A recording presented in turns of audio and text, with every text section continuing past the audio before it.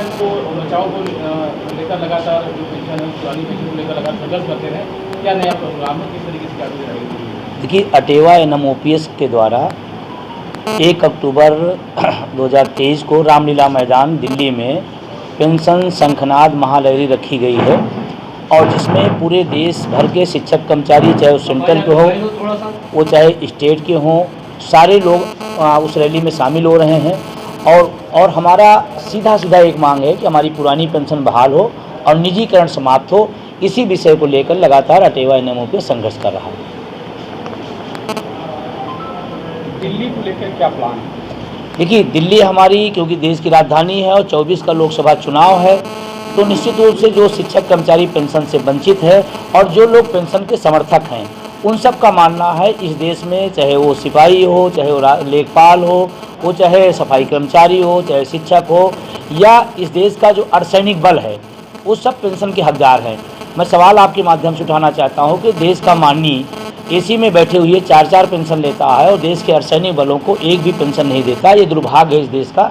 तो मैं आपके माध्यम से पूछना चाहता हूँ माननीय प्रधानमंत्री जी से कि देश के अर्धसैनिक बलों को पेंशन न देना कौन सा राष्ट्रवाद है? और इसी को लगातार पिछले कई सालों से हम लोग लड़ाई लड़ रहे हैं कि पुरानी पेंशन बहाल हो। उसका परिणाम निकला कि 5 राज्यों के अंदर पुरानी पेंशन बहाल हुई है, चाहे वो राजस्थान हो, चाहे वो झारखंड हो, चाहे वो छत्तीसगढ़ हो, चाहे हिमाचल हो, और अभी 2-3 राज्यों से हमारी लगातार बात चली, उनके यहाँ भी होने वाला है। अगर 5 राज्यों के अंदर पेंशन बहाल हो सकती है तो देश अपने कर्मचारियों के लिए, पूरे देश के लिए पेंशन क्यों नहीं बहाल कर सकता? ये प्रधानमंत्री जी से सवाल है मेरा। और आज प्रेस वार्ता बनाने का एक मकसद है कि हमारी पुरानी पेंशन जो हमारे बुढ़ापे की लाठी है और NPS जो नई पेंशन व्यवस्था लाए हैं उसमें 1200-1800 रुपये मिल रहे हैं, किस दृष्टिकोण से उसको सामाजिक सुरक्षा कहेंगे? इतना दुर्भाग्यपूर्ण है। मैं आपके सामने जिम्मेदारी से कहना चाहता हूँ, नई पेंशन व्यवस्था भारत की नहीं पूरी दुनिया की सबसे बड़ा स्कैम होगा, सबसे बड़ा घोटाला होगा नई पेंशन व्यवस्था।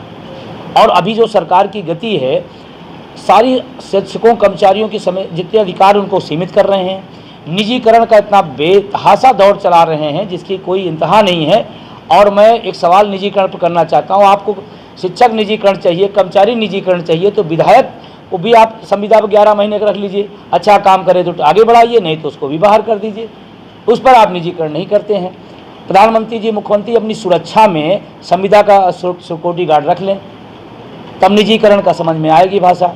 और अभी तो माध्यमिक विद्यालयों में, अभी बेसिक विद्यालयों में लगातार NGO के माध्यम से निजीकरण किया जा रहा है। अभी माध्यमिक विद्यालयों में धारा 21 खत्म करके सीधे चयन बोर्ड जो सरकारी संस्था थी उसको सीधे प्रबंधक के हवाले में रख दिया गया। मतलब एक प्राइवेट व्यक्ति अब सारे कर्मचारी, शिक्षकों कर्मचारी, जो शिक्षक कर्मचारी उनका मालिक होगा। ये कहाँ से है? कहाँ से न्यायप्रिय है? तो मेरा बस आप सबसे निवेदन है कि जो पेंशन बहाली का मुद्दा है, ये कोई सिर्फ शिक्षक कर्मचारी का सवाल नहीं है, ये देश में जो भी नौकरी की तैयारी कर रहा है उसकी सुरक्षा का सवाल है। जो माँ बाप गरीब अपने घर में गेहूं चावल बेच करके अपने बच्चों को इलाहाबाद या दिल्ली भेजते हैं पढ़ने के लिए, सरकारी जॉब के लिए, उन गरीब परिवारों के साथ कुठाराघात है।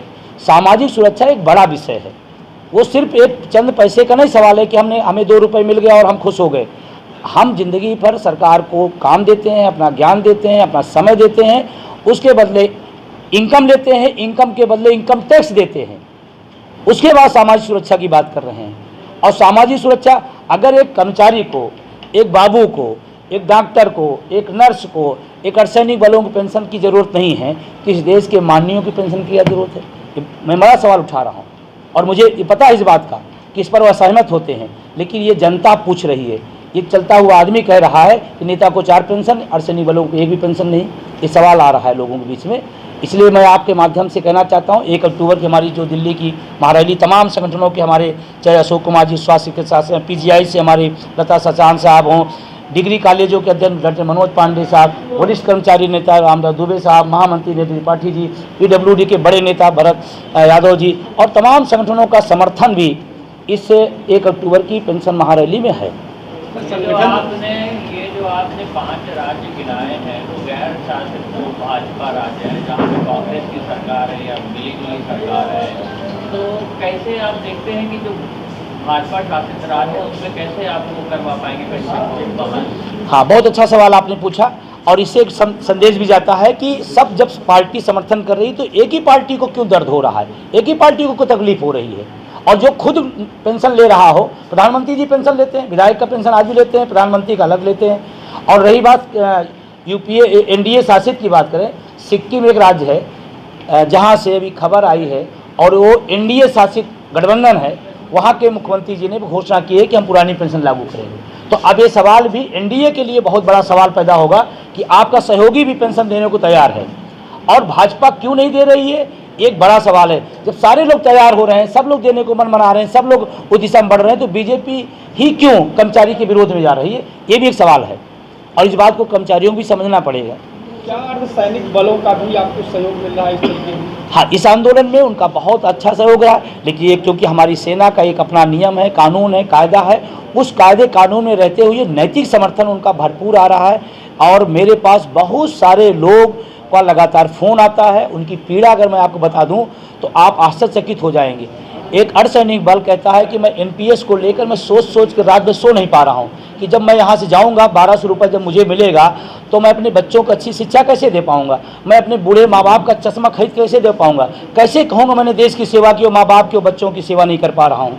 ये बहुत बड़ी पीड़ा है और मुझे दुख हो रहा है कि हम जश्न पर जश्न मनाए जा रहे हैं और देश का अर्धसैनिक वर्ग रात भर रो रहा है और देश की सुरक्षा कर रहा है। ये बड़ा सवाल है। संगठनों की बात की है, पेंशन को लेकर काफ़ी संगठन बनाए गए हैं और जो सरकार के खिलाफ जो है प्रदर्शन भी किए गए, कहीं केंद्र सरकार में भी ऊपर रखा रहता है, मगर सरकार के ऊपर क्यों नहीं रेंग रही है? ये जो आप प्रदर्शन करने जा रहे हैं, क्या इसके ऊपर सरकार के ऊपर कोई दबाव पड़ेगा? देखिए, अगर जो नहीं रेंगती, मैं अपनी बात करूँ, जो NMOPS अटेवा और उनके सहयोगी संगठन का आंदोलन चल रहा है, पिछले 10 साल में प्रधानमंत्री इस पर जुबान नहीं खोली थी। अभी इसके पहले जो सदन चला था, आम सदन चला था, उसमें प्रधानमंत्री जी को बोलना पड़ा। हाँ, मेरे खिलाफ बोले, हमारे मुद्दे के खिलाफ बोले, लेकिन बोलने का मतलब होता कहीं न कहीं टीस दे रहा है, कहीं न कहीं टेंशन दे रहा है।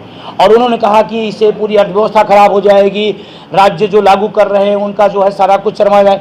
पश्चिम बंगाल आज भी पुरानी पेंशन कभी बंदी नहीं किया, भारत की अर्थव्यवस्था में 6ठा स्थान उसका है, गुजरात 7वें स्थान पर है, तो उसको तो खत्म हो जाना चाहिए।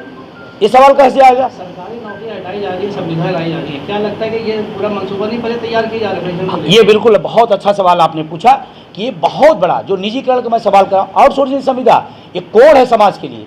एक बच्चा बढ़िया मेहनत करके तैयारी करके 5000 की नौकरी करे और उसके बाद उसमें भी शोषण हो, समय पे वेतन न मिले, ये समाज के लिए, इस देश के लिए कोड है आउटसोर्सिंग संविदा। मैं तो कहता हूँ अस्थायी नौकरी होनी चाहिए। जब 6 महीने के अंदर विधायक और सांसद की सीट भरी जा सकती है तो 6 महीने के अंदर जो हमारी वैकेंसियाँ खाली होती उसका क्यों नहीं भरा जाता? और ये वो देश है जहाँ करोड़ों वैकेंसियाँ सरकारी पद खाली पड़े हैं और सड़कों पर लोग, हमारा नौजवान सड़कों पर करोड़ों लोग रोजगार मांग रहा है। कंपनियां इसी वजह से आगे बढ़ती चली जा रही हैं। सर, इस पर क्या करें? हाँ, ये सरकार इस समय जो है पूंजीवादी समर्थक है और तानाशाह सरकार है, शिक्षक कर्मचारी विरोधी सरकार है। और वो जो पूंजीपति लोग हैं उनका एक ही एजेंडा है कि सारी व्यवस्था कुछ लोगों में सीमित कर दिया जाए और उनसे, मैं जिम्मेदारी से याद कर रहा हूँ, चुनावी बांड, मैं कह रहा हूँ, लाइव कह रहा हूँ, इस देश का सबसे बड़ा जो काला घोटाला है चुनावी बांड है। चुनावी बांड में क्या है कि पहले क्या था कि आप 1 पैसा देंगे, फिर आप बताना पड़ेगा किस राजनीतिक दलों को चंदा कहाँ से दिया, क्यों दिया, कितना दिया, कहाँ से लाया। आज के दौर में कुछ भी चंदा, कितना भी चंदा, किसको भी चंदा दे दो। इस देश की भ्रष्टाचार का सबसे बड़ा कारण चुनावी बांड का जो चंदा है वो है। और मेरे से पूछा जाता है इनकम टैक्स, एक रिक्शे वाले से पूछा जाता है इनकम टैक्स दिया कि नहीं दिया, इसकी आय कितनी है, चुनावी चंदे में कितनी, किस राजनीतिक, सभी राजनीतिक दल कर रहा हूँ, किस राजनीतिक दल को किस व्यवसायी ने कितना चंदा दिया, जनता को जानने का हक नहीं है क्या? निश्चित रूप से ये एक बड़ा सवाल है।